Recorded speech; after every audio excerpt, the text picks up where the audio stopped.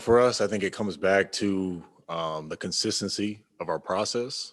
It's easy to look at, a couple of losing streaks and say, oh, well, if we would have just won a game here, if we would have just won a game there. But that same rationale justifies those same mental lapses that happen in wins and win streaks, right? Just saying that because we won the game, everything that happened in the game justified the means. And, that process should continue to work. So for us, I think it's really consistent, like I said, going through and saying, okay, how do we want to play? How are we um, winning games? How are we losing games? What's the common theme? And judging that based off what we're doing, rather than, yeah, I'm sorry, I'm watching Tony up there. He's going ham on his on his screen. Yeah, yeah. All right, James. Hey, Harrison, first and foremost, congrats on baby news for you and Brittany. It's awesome Appreciate stuff. that. Just when you look at this season, how do you rate it as far as the ones here in Sacramento? How do you take that next step as a team, and how do you keep this group together? Yeah, I mean, obviously, it starts with, our younger guys. I thought Tyrese had a great year. It's unfortunate, he got hurt because he was definitely setting himself up, in my opinion, to be the rookie of the year. The growth of Chimezi Metu, us finding Damian, the additions of, man, my guy Tony's still going ham. The additions of TD, Mo, Delon, really coming in, helping us out. And then, for the group that's been there, us just continuing to develop chemistry. It's a business. Every year, teams change, rosters change, things like that. But as always, a talent is always here. That's what's exciting. That's what's promising. And it's how do we put that together to win and not just continue to push the rebuilding or the growth process back a year or 2 years down the line. Now, you talk about that. I'm clearly you don't want to push this thing back. So what is it? What kind of input do you have with the franchise? What do you tell them with what you might want? And, I don't know how much you play into that side of it, but at a certain point you look at your career and you got to say, hey, I don't want to waste years of my career here. Yeah, I mean, there's never a wasted year. It's always unfortunate when you can't make the playoffs and things like that. But every year, you have to approach it with the same mindset. And I think, for us in this franchise, it's about doing the things now. Everything you're doing is preparing to win now. Yes, you have younger guys. Yes, you have development processes that have to happen, but really holding ourselves accountable and kind of having that discipline of, it's not going to work 2 years down the line. It's going to happen now. This is our processes. These are the consequences if we don't meet them, and this is how we're going to act. Jason Jones. Hey, Harrison. Along those lines of the process and getting things going in the right direction, does it feel closer that you've made more steps in that direction this season as opposed to last season? Yeah, and I think we've definitely we've had a lot of individual growth, like I said, amongst guys who've come in, guys who've been here, getting better, developing.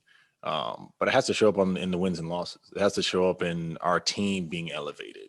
We've kind of nailed on career years and discoveries and things like that. But how do we get ourselves to being in the playoffs? How do we get ourselves to being an over 500 team? How do we get ourselves into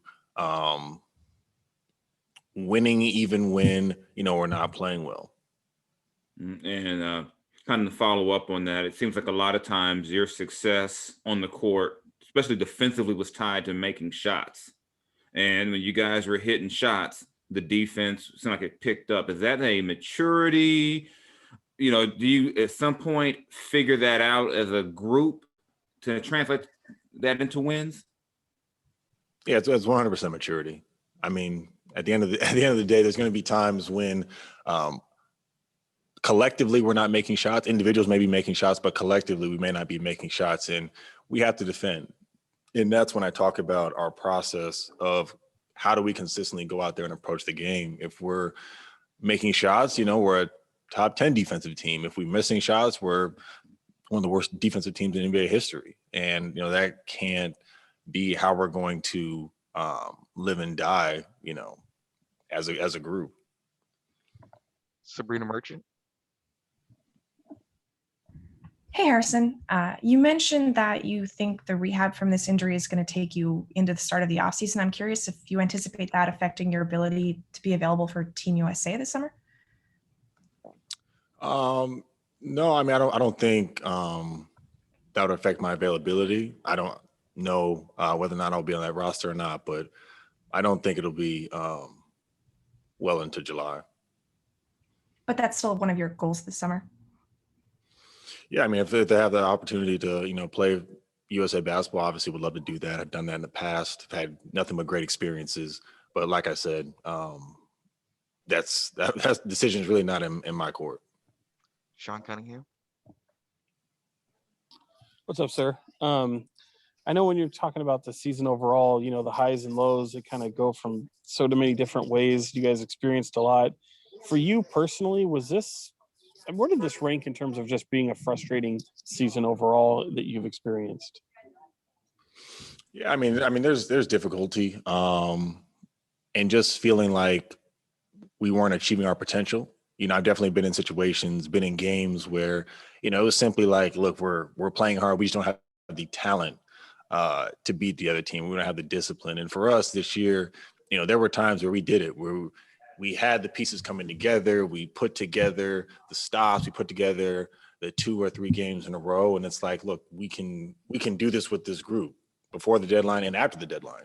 And that was the most frustrating thing about it, was that we could do it, but you couldn't do it consistently. So, for us, as players, talking about maturity, talking about defensively being consistent, talking about how do we go and approach this next season with the mentality that there can't be any more my bads, for however long during the game or during stretches of the season.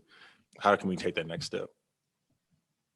Yeah, and I mean, for you, you had some career highs in this season, but also your voice resonated a lot, not only with the team, but also with this community. And you were the recipient of the Triple-Double Award. I just wondered, what that moment meant to you, how gratifying it was to be kind of recognized in that way as both a member in this community, but also by this organization. Yeah, I mean, ever since I got to the league, playing against Sacramento and then now being here, this community has been so tied in with this franchise. It was always one of the tougher places to play just because the fans were so crazy, and, to finally, be in this franchise and be embraced by the fans, by the community, it means a lot. It's a special thing to be able to play in a place where you feel that connection. You want to be a part of the community because of how they've embraced you. And, to receive the award last night, it just means a lot that not only the franchise would feel that way, but just, from the fans that were in the arena last night, hearing their comments, the applause, things like that. Like I said, it's special. Jason Anderson. HB, congratulations on a strong year and on the baby as well. You're going to be a great dad. Appreciate that. You've been around the league. You're such a pro. You've seen good situations. I wonder what your perspective is on the winning culture conversation in Sacramento, what it's going to take and where this organization has still fallen short of that over the last couple of seasons. What is the honest assessment of why it hasn't happened here? Yeah, I mean, there's work to do. Building a culture doesn't happen overnight. And, to say that guys have been in higher pressure situations, winning situations, really developing, in the years, it's tough when you don't make the playoffs. Guys can only get so far without actually experiencing, a 500 season, without actually experiencing that playoff atmosphere, without experiencing that moment where your team is in that situation, you fall short, but then collectively you're all like, okay, we want to take that next level. We want to get out of the first round or out of the second round or whatever that may be. So, for us, we really just have to be tied in and committed to that. Everything that a player wants to accomplish in this league is tied to winning. You want to accomplish stats. You want to be, respected among your peers. You want to be regarded as, a top player, at your position, just in the league in general. All of those things are tied with winning. And I think as a group, collectively, I think when that is the most important focus and, when we want to get to that point, it'll happen. And we have the talent to do it. It's just a matter of, do we have the maturity, the focus, and the mentality? Do you see steps, whether it's players amongst yourselves or the coaching staff, front office, et cetera, in your time here? Are you seeing steps that are moving this thing in that direction? Now, there's definitely steps that are happening to make that happen. But as all of you know, the reality is that we are in a playoff drought. I mean, this franchise has probably heard a lot of people like myself who've come up here and said these exact same things and seen more or less the same. So I'm not going to say that, everything has changed overnight, because it hasn't, but I think steps are being taken to have a winning culture, to have an ecosystem of accountability, and hopefully that will continue to grow. We'll go to Kamani. Hey Harrison, congrats on to you and Brittany on your child, and congrats on the award last night.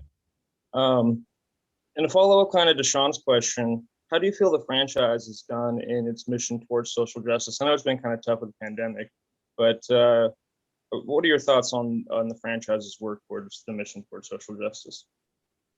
I have a follow-up.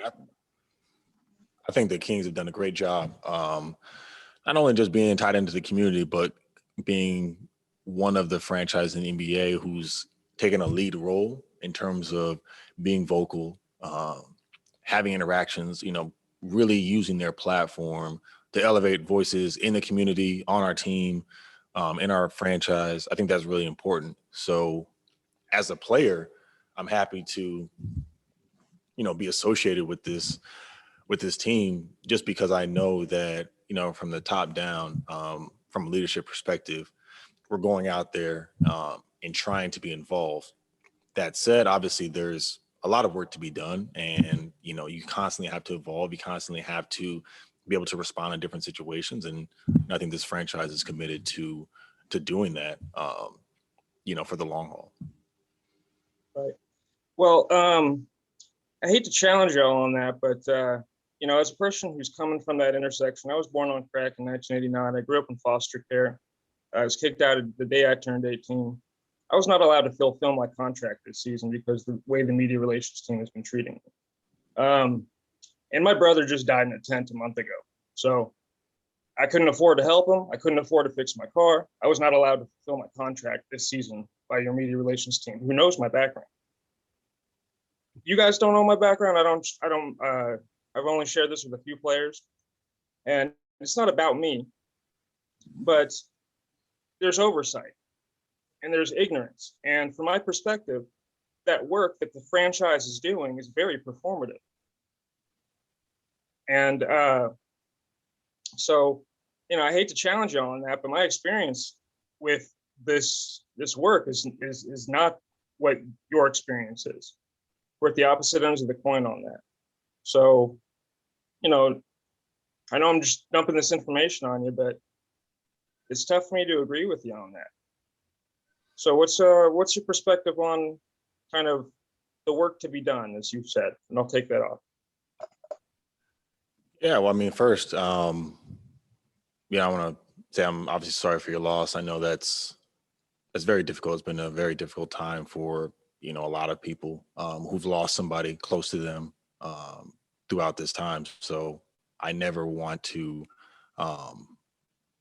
just gloss over that fact, I think the loss of life, especially someone close to you, is something that takes time. So I want to just obviously give my condolences out to you and your family on that.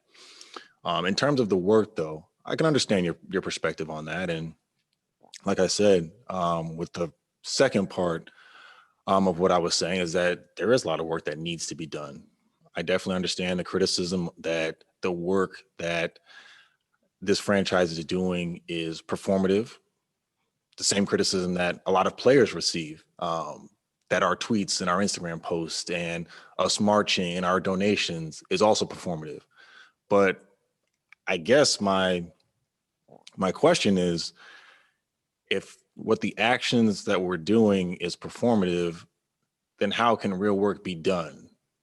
So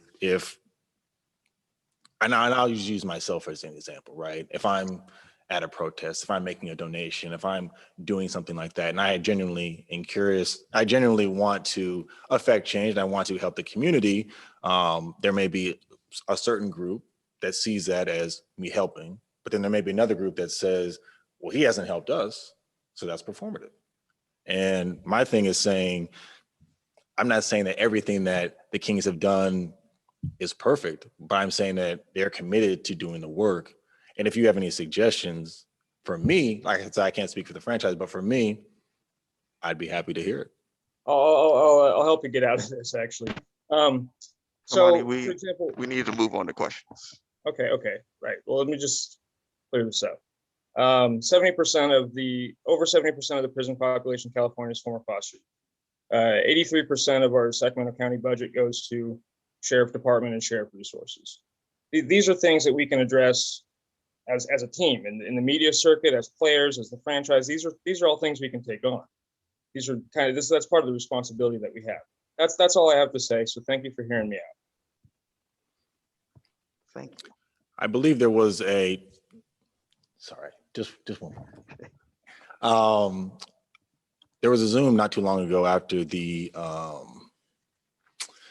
verdict was laid down in the George Floyd trial, that I gave about funding of the police, defunding the police, and how that is tied with justice as what was being said during that time. So what you're saying about police budgets and where the criminal justice footprint is in this community, I've spoken about those things, and I'm happy to talk with you about them offline anytime you want. Last one, Crystal Saltis. Hello, Harrison. How are you? Good, how you doing, man? I'm fine, thank you. I would like to ask you, as one of the most experienced guys, as one of the vets of that team, how excited and how optimistic you are about the young core of your team, and what are the expectations about next season from your perspective? Yeah, no, I'm very excited about the growth of Tyrese, Fox, Marvin, Rob, Jemias, Justin James, Kyle Guy, all of our young guys who've Chimezi Metu, who've come in, Damian Jones, who've come in and worked hard this year and gotten better. It's not easy with how our season's gone for a young guy to come in and develop, to get consistent minutes, to go out there and produce. And I commend all of those guys for each individually battling through ups and downs, through injuries, through the rookie bumps and bruises and things like that. And they're all hard workers. I'm confident that they'll continue to get better. And I think that young group has something special brewing off the court, just in terms of relationships, but on the court as well. And